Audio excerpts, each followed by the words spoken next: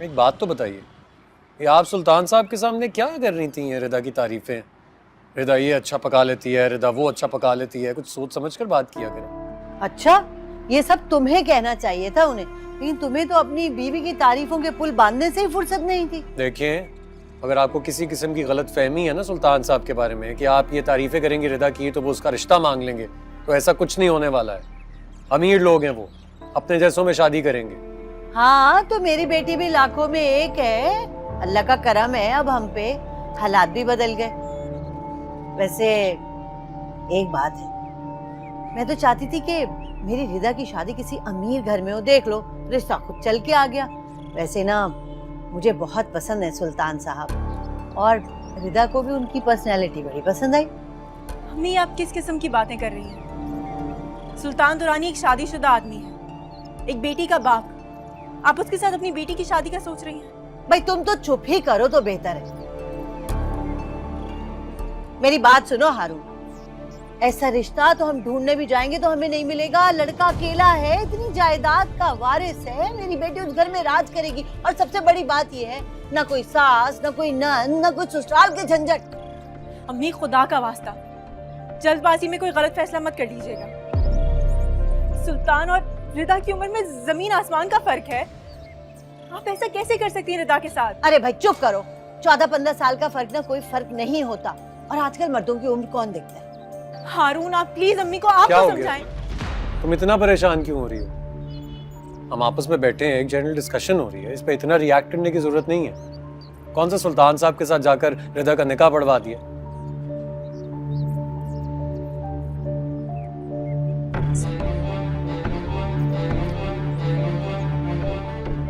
जल गए। बस कर दें अभी। आप भी हर वक्त उस बेचारी के पीछे पड़ी रहती है। अच्छा छोड़ो, बस मत करो तरफदारी ज्यादा। चाय पियो।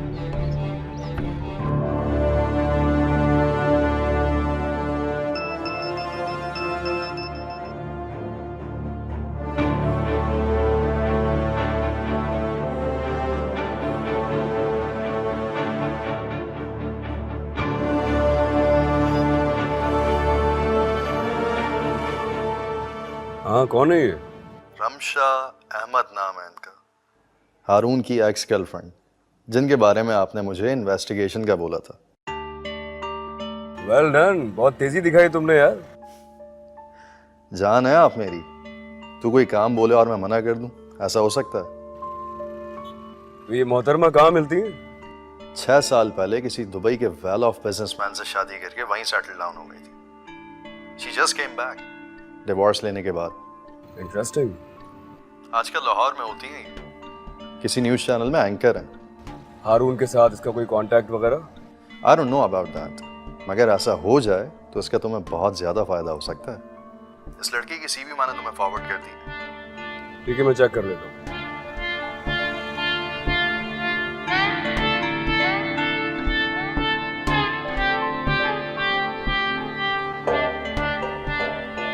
रमशा,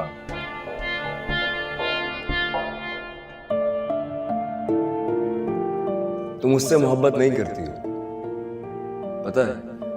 तुमने उससे शादी सिर्फ और सिर्फ तहफ्फुज़ हासिल करने के लिए की थी। तुम्हारी आंखें तुम्हारे दिल का हाल साफ साफ बताती हैं कि तुम आज भी मुझे चाहती हो, बहुत चाहती हो। लेकिन मैं वापस आ गया हूं, सब कुछ छोड़ छाड़ के सिर्फ तुम्हारे लिए वापस आया। बस जितना जल्दी हो सके उस आदमी से छुटकारा हासिल करो और मेरे पास आ जाओ। मैं तुम्हारे लिए बहुत बेचैन हूं, बहुत बेसब्री से तुम्हारा इंतजार कर रहा हूं।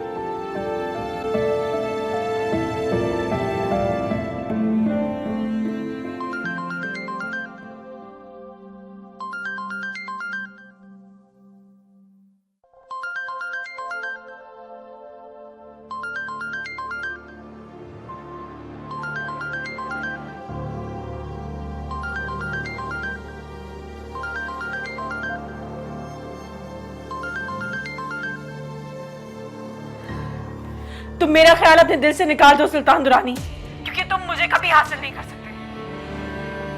अच्छा, और अपनी नंद के बारे में क्या ख्याल है तुम्हारा? क्या मतलब? तुम्हारी सास काफी इंटरेस्टेड लगी कल मुझे। सारा टाइम अपनी बेटी की तारीफें ही करती रही।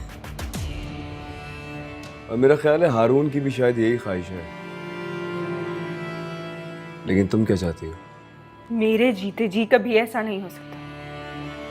रिदा के बारे में सोचना भी मत। अरे तुम्हारे सिवा किसी और को सोचने की फुर्सत ही कहाँ है मेरे पास। इतनी मुश्किल से तो मिली हो तुम मुझे। तुम्हें क्या लगता है कि मैं तुम्हें छोड़ के किसी और से शादी के बारे में सोचूंगा? नहीं नहीं, ऐसा कभी नहीं होगा।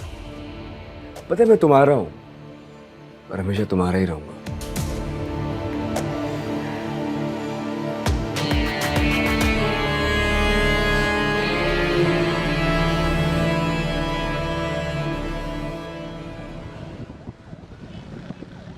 क्या कर रही हो रिदा? अच्छा देखो, ये कुछ लड़के हैं, मैरिज ब्यूरो से कंसल्ट किए मैंने। ये लड़का इंजीनियर है, ये डॉक्टर है, ये आईटी फर्म में जॉब करता है और इसका अपना बिजनेस है। तुम भी देख लो इन लड़कों को, अगर तुम्हें कोई समझ आता है तो बताओ। आपको किसने कहा है मेरे लिए रिश्ते तलाश करने के लिए? किसी ने नहीं, लेकिन मैं चाहती हूँ कि तुम्हारा घर बस जाए। अम्मी और हारून के मशवरे के साथ, रजामंदी के साथ तुम्हारी किसी अच्छी जगह शादी करूँगी। आपको मेरा घर बसाने की इतनी फिक्र क्यों है आखिर? भाभी हूँ तुम्हारे लिए फिक्रमंद होंगी, जाहिर सी बात है। मैं चाहती हूँ तुम्हारा घर अच्छी जगह बस जाए, इसीलिए तुम्हारे अच्छे मुस्तकबिल के लिए फिक्रमंद हूँ। मेरी शादी आपका मसला नहीं है भाभी, इसलिए कहीं भी जाके अपना वक्त ज़ाया मत करें। भाई अपने जान पहचान के लोगों में ही मेरी शादी करवाएंगे। वैसे भी अब हमारा स्टेटस बदल गया है और आपके लाए हुए रिश्ते मेरे मयार पे पूरे नहीं उतरते। अच्छा, कौन उतरता है तुम्हारे मयार पे? सुल्तान दुरानी? जेलस हो रही हैं आप मुझसे? तुम पागल हो, मैं तुमसे जेलस क्यों होंगी? क्योंकि आप नहीं चाहती कि मेरी शादी सुल्तान जैसे अमीर और हैंडसम इंसान से हो। रिदा, तुम मेरे बारे में कब से ऐसा सोचने लग गई? जब से आपका दिमाग खराब हुआ है तब से।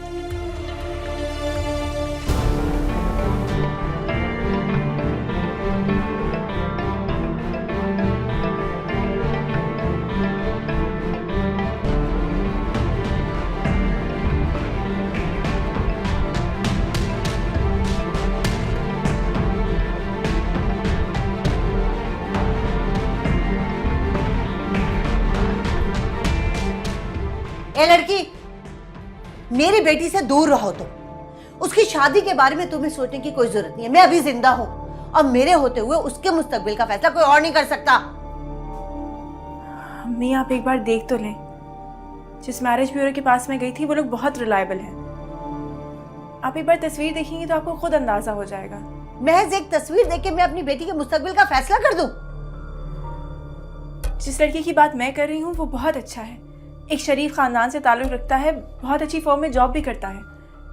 सबसे अच्छी बात यह है कि छोटा सा खानदान है और अपने घर में रहते हैं। आप एक बार देख तो लें, पूरे 80,000 का पैकेज है उसका। 80,000 रुपए महीने कमाने वाले लड़के से तुम मेरी बेटी की शादी कर रही हो? अम्मी, लेकिन इसमें हर्ज क्या है? 80,000 एक अच्छा पैकेज है और आगे तरक्की के भी चांसेस हैं। अच्छा शरीफ लड़का है। सबसे अच्छी बात यह है कि खानदान बहुत अच्छा है। खानदान अच्छा है?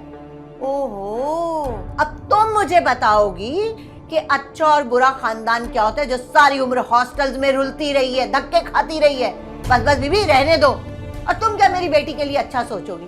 तुमसे तो अपने मियाँ की तरक्की हजम नहीं होती। अब मैं जानती हूँ तुम चाहती नहीं हो कि मेरी बेटी की शादी किसी अच्छे घर में हो।